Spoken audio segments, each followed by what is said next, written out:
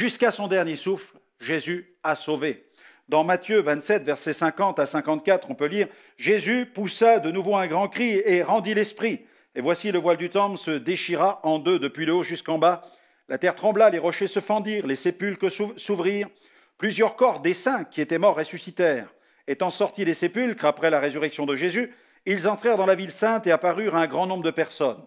Le centenier et ceux qui étaient avec lui pour garder Jésus, ayant vu le tremblement de terre et ce qui venait d'arriver, furent saisis d'une grande frayeur et dirent « Assurément, cet homme était fils de Dieu ». Le texte dit « Jésus rendit l'esprit ». Cette expression « rendre l'esprit » vient du grec « ekpneo » qui signifie « rendre son dernier souffle ». Jésus expira en poussant ce dernier cri que lui arracha la souffrance. Et l'impact que produisit cet ultime cri révèle l'ampleur et la puissance du sacrifice de Jésus. Il déclencha des phénomènes surnaturels. Le voile du temple se déchira de haut en bas.